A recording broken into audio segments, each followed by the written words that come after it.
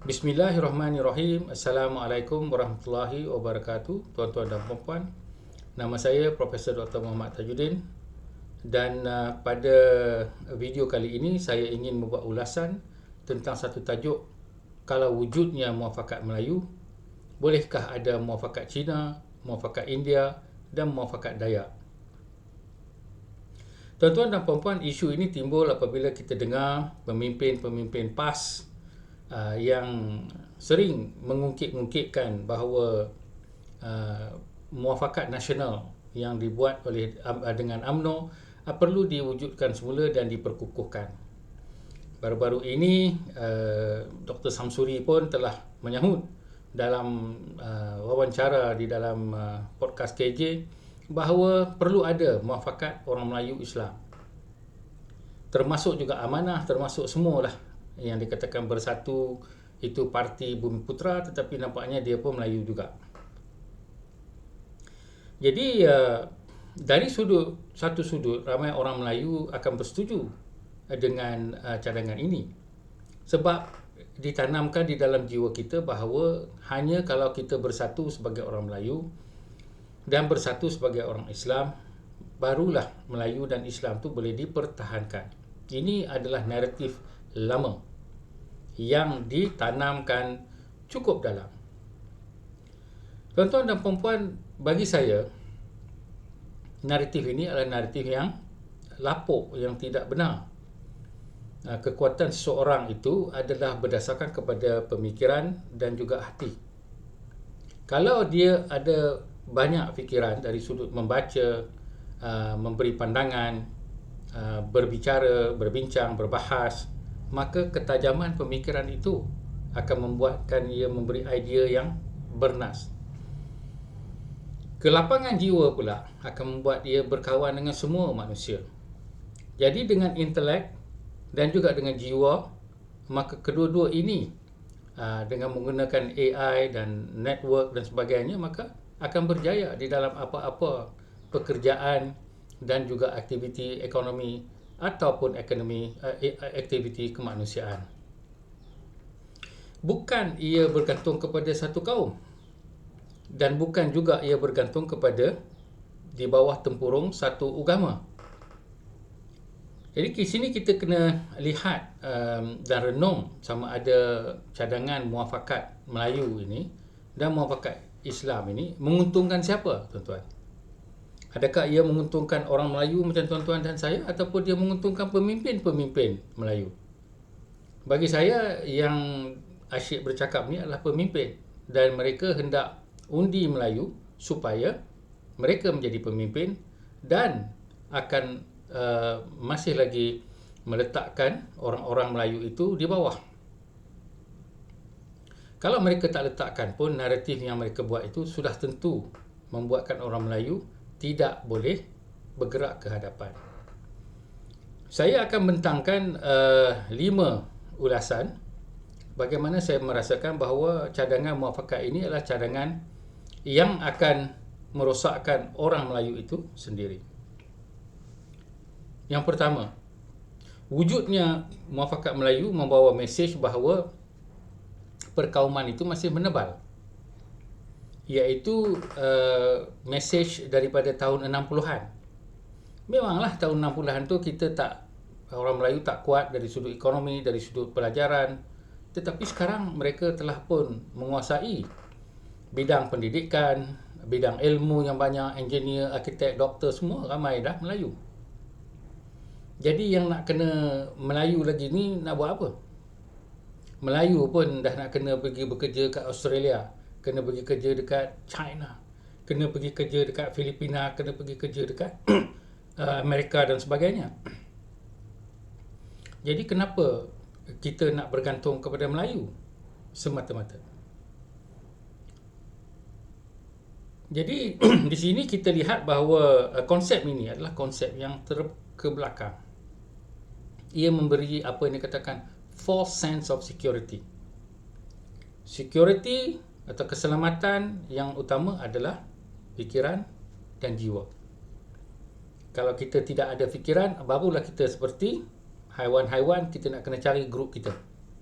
Lembu nak kena cari lembu, kambing nak kena cari kambing. Kambing tak cari lembu, dia cari kambing je.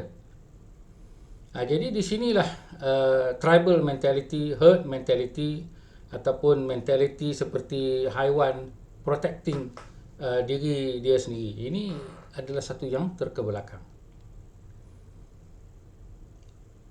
Yang keduanya ialah kalau ada muafakat Melayu, bolehkah ada orang-orang Cina buat muafakat Cina? Orang-orang India buat muafakat India? Orang-orang Dayak buat muafakat Dayak? Jadi kalau ada semua muafakat-muafakat ini, siapa yang nak buat muafakat Malaysia, tuan-tuan? Jadi kalau tak ada muafakat Malaysia, kita nak kerjasama macam mana? Masing-masing duduk di dalam silo tempurung masing-masing. Ke mana kita macam ni? Kalau kita macam jadi ahli keluarga, yang si suaminya buat hal dia, yang si isterinya buat hal dia, yang si bapaknya buat hal dia, yang si ibunya buat hal dia, yang si anaknya main game je. Jadi ke mana keluarga tu nak bergerak? Yang ketiganya adalah muafakat yang berasaskan perkauman ditentang oleh Islam itu sendiri. Jadi kalau kita lihat konsep Islam itu, ia adalah suatu yang adil kepada semua manusia, bukan hanya kepada orang Islam sahaja.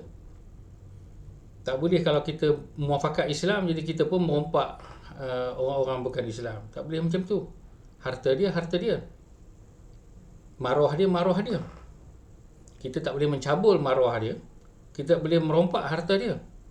Agama Islam mana yang kata kita boleh buat demikian? Jadi di sini kita melihat bahawa sebagai warga negara Malaysia, kita perlu adil kepada semua. Dan Islam adalah agama rahmatan lil alamin, iaitu rahmat pada seluruh manusia, bukan kepada orang Muslim sahaja. Jadi dari sudut Islam, muafakat berdasarkan kaum itu adalah satu yang bagi saya tidak selari dengan perjuangan Islam. Kalaupun kita mempunyai apa yang dikatakan muafakat Islam antara orang-orang Islam, tetapi kita harus mempunyai keadilan kepada semua manusia. Yang keempatnya adalah muafakat kaum akan menghindarkan kita daripada membuat perbincangan terhadap pembangunan yang universal, iaitu pembangunan bersama, ekonomi bersama, kesejahteraan bersama, kesihatan bersama, kelestarian bersama. Jadi bila masa yang kita nak buat all this universal aspect yang untuk semua manusia, kalau asyik kita duk main kaum, main agama, main kaum, main agama, main kaum, main agama, sampai bila kita nak bergerak? Kita lihat bahawa kita yang paling tercorot dalam banyak-banyak hal, sebab kita tersangkut dengan muafakat kaum dan muafakat agama. Tolonglah kita harus bergerak ke depan dengan muafakat kelestarian, muafakat kesihatan, muafakat ekonomi untuk semua, dan juga muafakat maruah dan hormat kepada semua manusia. Barulah kita boleh hidup bersama-sama. Yang akhir sekali adalah muafakat berdasarkan kaum ini akan menggaranti kita tidak akan percaya antara satu sama lain. Mistrust, misunderstanding. Kita akan menganggap kaum-kaum lain sebagai musuh. Enakkah kita hidup di dalam satu kejiranan, perumahan yang mana orang-orang bukan kaum kita tu musuh kita? Jadi di sini kalau kita masih lagi mengikut pemimpin-pemimpin yang melonjak isu kaum, marilah kita buat muafakat kaum kita, inilah kita akan selamat. Inilah yang akan merosakkan negara kita, dan kalau negara kita rosak, bumbung kita dah tebuk, semua yang akan kena hujan yang daripada bumbung yang bocor. Jadi muafakat kaum ini adalah suatu yang bagi saya perkara yang negatif kepada kaum mana-mana yang membuatnya. Tak kira lah kalau muafakat Cina, contohnya dia duduk di dalam sekolah Cina, dia cakap Cina saja, Melayu sikit je, dia tak pun bangun, maka dia pun tak akan berkembang. Sama juga dengan budak-budak Melayu duduk dekat madrasah, dia duduk cakap agama saja, halal haram tiap-tiap hari, tetapi dia pun tak faham asas agama yang dapat kita hidup di luar negara, dapat hidup bersama orang bukan Islam, dapat hidup dengan organisasi-organisasi yang lain daripada kita. Jadi di sinilah kita harus berfikir lebih jauh daripada ahli-ahli politik kita yang hanya nak kuasa untuk mengkayakan diri mereka dan anak keluarga mereka. Dan mereka akan menggunakan isu bahawa kalau kita semua sama-sama, maka barulah kita kuat. Bagi saya ini adalah konsep lembu, konsep kambing, konsep haiwan. Sebab haiwan dia tak boleh berkawan dengan haiwan lain. Hanya manusia je yang boleh berkawan dengan orang kaum daripada yang lain. Jadi kalau muafakat seperti haiwan ini, kita tengok haiwan lembu daripada dulu macam tu, sekarang pun macam tu juga. Tidaklah mereka menjadi angkasawan untuk pergi ke Marikh, untuk pergi ke planet lain dan sebagainya. Tak ada. Manusia saja yang apabila dia nak ilmu, dia tak kira kamu daripada kaum mana, janji kamu ada ilmu dan kamu ada jiwa untuk bekerjasama, belajar, merendah diri untuk bersama, berbincang, belajar antara satu sama lain. Inilah dia jalan ke depan. Jadi kalau kita nak muafakat, biarlah kita muafakat kepada isu-isu dan perkara yang universal yang kita semua bersama.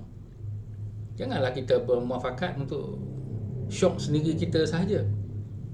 Cara begini bagi saya tidaklah boleh kita maju jaya. Jadi ada juga orang yang muafakat dia adalah untuk disiplin dia. Kalau dia belajar seni bina aja. Seluruh hidup dia tak baca pun buku lain. Ini pun sama juga. Dia tidak akan berjaya sebab muafakat dia hanya untuk satu disiplin saja. Tak boleh, tuan-tuan. Hidup dalam dunia ni kita kena multidisiplin, multitasking, multi-networking. Semuanya multi-multi. Kalau kita duk muafakat sendiri-sendiri, alamat, adalah orang yang akan berjaya tapi bukan kita. Yang berjayanya tu adalah orang yang cakap muafakat kaum, muafakat agama. Ingat tu. Jadi dari sudut Islam, memanglah kita hendak perpaduan orang Islam, tetapi perpaduan untuk keadilan kepada semua, rahmatan lil alamin untuk semua, bukan untuk menganiaya orang lain.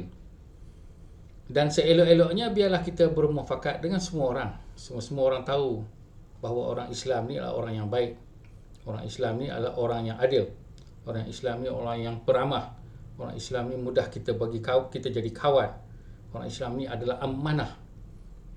Yang kita takut apa? Apa yang kita takut? Kononnya, kalau kita tak bersatu, orang lain akan menganiaya kita. Jadi kita memang perlu bersatu, tapi bersatu dari sudut idea, pemikiran yang luas, bukannya suatu yang kecil, kerdil, sempit dan apa yang dikatakan selfish. Jadi begitu sajalah ulasan saya terhadap idea muafakat Melayu atau muafakat Islam yang bagi saya akan menghancurkan orang Melayu sendiri dan juga orang Islam itu pada masa akan datang. Sekian. Assalamualaikum warahmatullahi wabarakatuh.